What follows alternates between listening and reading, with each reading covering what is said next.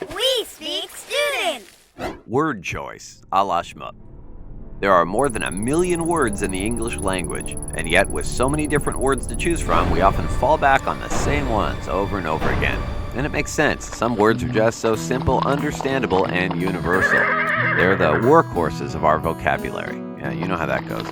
But a workhorse doesn't always do the trick. Sometimes our conversations and our writing require us to be more selective and, creative. But why is word choice so important? Well, language is a tool. We use words to express the ideas, thoughts, and emotions in our heads to the world via the spoken word or the written word.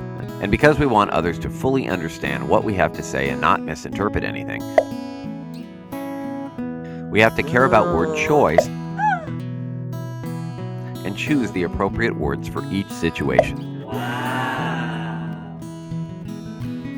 So, for example, Max wakes up one morning and tells his mom, "I feel bad." Well, sure, we get the gist of what Max is saying, but he could be more specific. If his stomach is churning and he's fairly certain he's going to spend the next 24 hours in the bathroom, Max should opt for "I feel ill" or "I feel sick" over "I feel bad. If he's down in the mouth about spending yet another boring day in high school, Max could say, "I feel depressed." That the football team is going to give him a wedgie again, Max could say, "I feel anxious."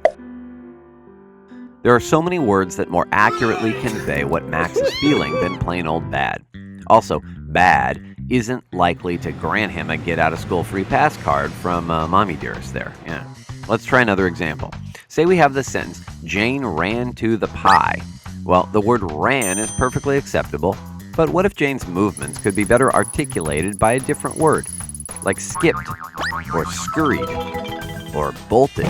Well, these words are more descriptive than the word "ran," and they provide us with more interesting visual images. While we tend to not think too hard before we speak in casual conversation, imagine the lengths writers go to in order to come up with the perfect word for something particular they want to convey. Take this line from Jane Austen's Pride and Prejudice, where Darcy mentions that Elizabeth has fine eyes. Now, Jane Austen could have used any number of adjectives here.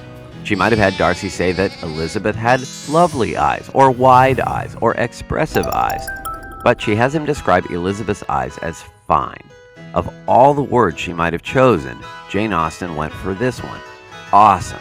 Or what about this line from Robert Frost's poem, "Stopping by Woods on a Snowy Evening," where the narrator says that the woods are lovely, dark, and deep. The words Frost uses here not only convey a certain image, but they continue the flow of his poetry as the word "deep" rhymes with the final word in the next 3 lines of the poem. We might think that writers have it tough, sweating over a thesaurus or a dictionary as they search for that perfect word, but what about statesmen? Take the opening words of Abraham Lincoln's Gettysburg Address.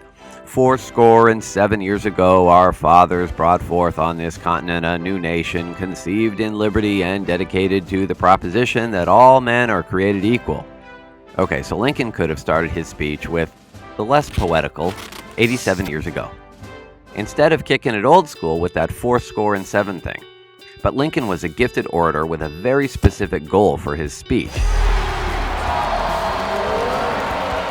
Not only did he want to emphasize that the Civil War was a fight for the survival of the Union, but he also wanted Americans to understand that the Civil War was a battle for human equality. A human equality set forth in the Declaration of Independence, written 87, also known as 77 years earlier in 1776.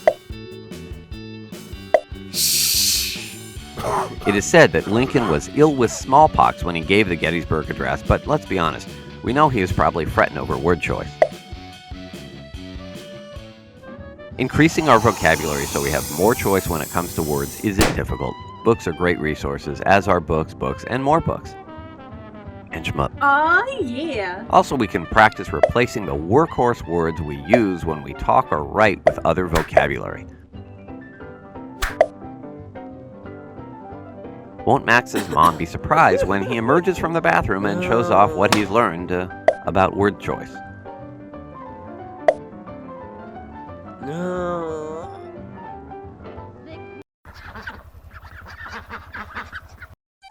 Subscribe to check out more equally fantabulous videos. You should see the subscribe button just below this one. If you're having trouble locating it, we recommend you watch our video, How to Find the Subscribe Button.